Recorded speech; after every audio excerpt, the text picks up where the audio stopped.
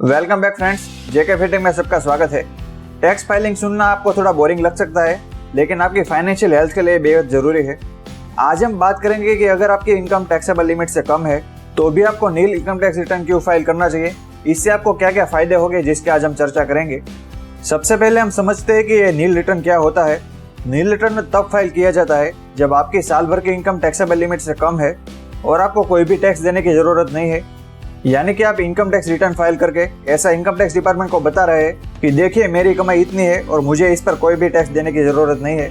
लेकिन अगर टैक्स ही नहीं देना तो फिर हमें फाइल करने की जरूरत क्यों है, जिसे आज हम समझेंगे। उससे पहले हम जान लेते हैं कि हमारी कितनी इनकम तक हमें कोई भी इनकम टैक्स नहीं देना। जिसमें सबसे पहले हम ओल्ड रेजिम की बात करें तो उसमें काफ़ी सारे हमें डिडक्शन मिल जाते हैं और ये सब टैक्स डिडक्शन को लेस करने के बाद हमारी जो नेट टैक्सेबल इनकम है वो 2.5 लाख तक आती है तो हमारा कोई टैक्स लायबिलिटी नहीं बनती। लेकिन इसके ऊपर की इनकम पर इस स्लैब के मुताबिक टैक्स लगता है। लेकिन अगर हमारी इनकम 5 लाख से कम है तो हमें 12,500 तक का टैक्स रिबेट मिल जाता है 87A में। इसलिए हमारी 5 लाख तक की इनकम टैक्स फ्री बन जाती है और उसके साथ साथ हमें स्टैंडर्ड डिडक्शन भी मिलता है अगर हमारी सैलरी से इनकम है 50,000 का।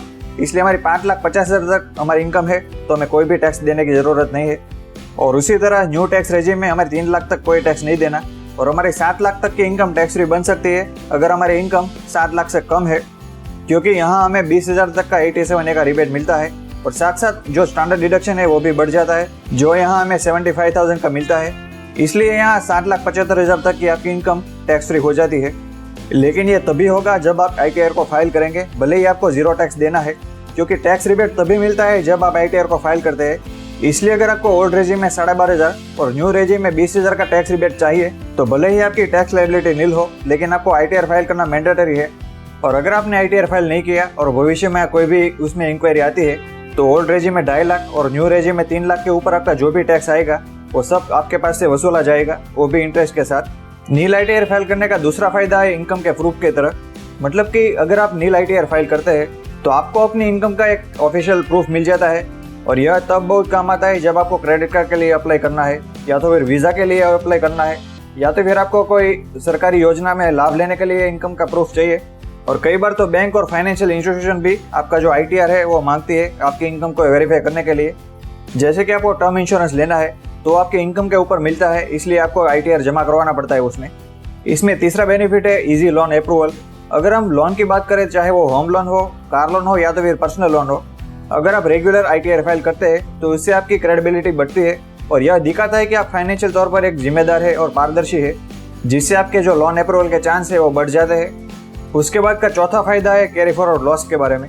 अगर आप अपने बिजनेस में लॉस करते हैं या तो फिर स्टॉक मार्केट या म्यूचुअल फंड में निवेश करते हैं और उसमें आपको लॉस का सामना करना पड़ता है, तो आप इस लॉस को अपने ITR में दिखा सकते हैं और उसे 8 साल तक कैरी फॉरवर्ड भी कर सकते हैं अगर आप ITR फाइल करते हैं तो।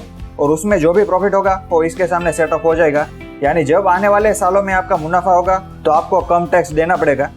ITR फाइल करने का 5वां फायदा है टैक्स रिफंड को क्लेम करना, क्योंकि कई बार ऐसा होता है कि हमारा कहीं से भी TDS कटा हो या TCS कटा हो तो हम उसे क्लेम करना भूल जाते हैं और ITR फाइल नहीं करते। लेकिन हमने कई जगह इन्वेस्टमेंट किया होता है, जैसे कि हमें शेयर मार्केट में इन्वेस्ट किया है और उसमें से डिविडेंड आता है तो उसमें भी कई बार TDS काटा जाता है। अगर FD रखी है तो उसमें भी हमारा 40,000 के ऊपर इंटरेस्ट जाता है तो वहाँ भी TDS काटा जाता है। या तो फिर कई सारे बिजनेस में कॉन्ट्रैक्ट के अंतर्गत हमारा TDS काटा जाता है। अगर कहीं से प्रोफेशनल फी आती है तो उसमें भी 194J के तहत TDS काटा जाता है। इस तरह कई जगह से TDS कट सकता है और ये सब TDS आप ITR फाइल करके रिफंड भी ले सकते हैं। तो फ्रेंड्स, नील ITR फाइल करके न आप केवल एक अच्छी आदत को अपनाते हैं बल्कि अपने फाइनेंशियल फ्यूचर को भी सेव करते हैं। अगर आपको ये वीडियो पसंद आया हो तो इस वीडियो को लाइक करके अपने फ्रेंड्स के साथ शेयर जरूर करें, जिससे वो भी नील ITR के फायदे जान सके, जो इस वीडियो को और इस चैनल का एकमात्र मोटिव रहा है।